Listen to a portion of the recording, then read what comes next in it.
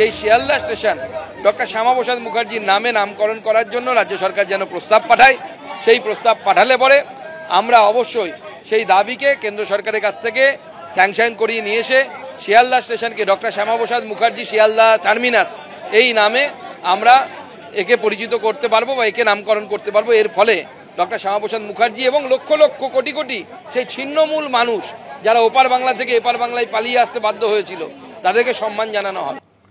এদিকে আজ একটি অভিযোগও করেছেন সুকান্ত মজুমদার। রাজ্যে জমি জটে আটকে রয়েছে বহু রেল প্রকল্প।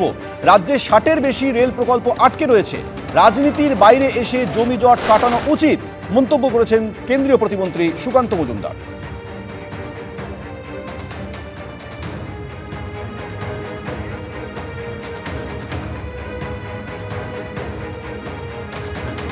প্রচুর জমি জটে আটকে আছে বলে রেল প্রকল্প প্রায় ৬০-এর বেশি, আমার কাছে যা পুরনো ডেটা আছে ৬০-৬১খানা প্রকল্প পশ্চিমবঙ্গে আমরা সেটাকে কমপ্লিট করতে পারছি না, কমিশন করতে পারছি না রেলের ভাষাতে, শুধুমাত্র জমি পাচ্ছি না বলে। টাকার অভাব নেই, যত টাকা লাগবে রেল তত টাকা দেওয়ার জন্য রাজি আছে। আমরা তাই চাইছি পশ্চিমবঙ্গ সরকার রাজনীতির ঊর্ধ্বে উঠে, কারণ এটা ডেভেলপমেন্ট, রাজ্যের ডেভেলপমেন্ট, এটা আমার ও আপনার বিষয় নয়। লক্ষ লক্ষ কোটি কোটি মানুষের প্রয়োজন, পশ্চিমবঙ্গে ১০ কোটি মানুষের প্রয়োজন। এই প্রয়োজনকে মাথায় রেখে রাজনীতির বাইরে এসে জমি জটকে কাটিয়ে জমি দেওয়া উচিত রেলকে। এই মুহূর্তে আমাদের সঙ্গে রয়েছেন তৃণমূল মুখপাত্র দেবাংশু ভট্টাচার্য। দেবাংশু, আপনি শুনলেন সুকান্ত মজুমদারের মন্তব্য। না, আমি তো সুকান্ত বাবুর দুটো লাইন শুনে আমার দারুণ লাগলো, যে এতে আমাদেরও কিছু নয়, আসলে রাজ্যের মানুষ উপকৃত হবে, রাজ্যের মানুষকে বঞ্চিত করা উচিত নয়, রাজ্যের মানুষকে দেওয়া উচিত। এই নির্দিষ্ট লাইনটাই তো আমরা বলে আসছি গত ৪ বছর ধরে ১০০ দিনের টাকা নিয়ে। এই নির্দিষ্ট লাইনগুলোই তো আমরা বলে আসছি গত ৪ বছর ধরে আবাস যোজনার টাকা নিয়ে।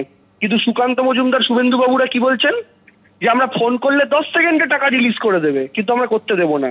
শুভেন্দু কি বলছে, বলছে এটা তো করতে দেবোই না, অর্থ কমিশনের টাকাটাও আটকে দেবো। গর্বে বুক টুকে এরা বলে, তখন মনে থাকে না যে সাধারণ মানুষের ক্ষতি হবে। আর জমি জটের এই সমস্ত ভুলভাল কথা বলছেন, সেন্ট্রাল গভর্নমেন্টকে বলুন না শ্বেতপত্র প্রকাশ করতে।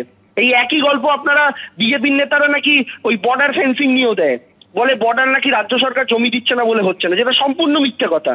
আসলে যে আসামও যে কাজ নিয়ে বর্ডারের জমির জন্য বলেছে, আটকেছে বাংলাতেও তাই। কারণ এমন প্রচুর ল্যান্ড আছে যেগুলো বিএসএফ ওই রেস্ট্রিক্ট লাইন অনুযায়ী চাইছে, সেই লাইনগুলো হলে আমাদের ভারতের প্রচুর গ্রাম আছে যেটা বাংলাদেশে চলে যাবে। তাই রাজ্য সরকার বলেছে আগে ল্যান্ড ডিসপিউট ঠিক করুন, তারপরে আমাদের ল্যান্ড দিতে আপত্তি নেই, আমরা ভারতের গ্রামকে বাংলাদেশে চলে যেতে দেবো না, এই কথাটা বলেছে। এটাকে এরা মিথ্যাচার করে চালায়।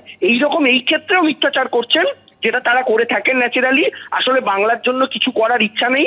18টা এমপি একবার, 12টা এমপি একবার, 2টো এমপি একবার, প্রায় 14 বছরে, এই 12 বছরে কেন্দ্রীয় রাজনৈতিক দলকে 32টা এমপি দিয়েছে বাংলার মানুষ।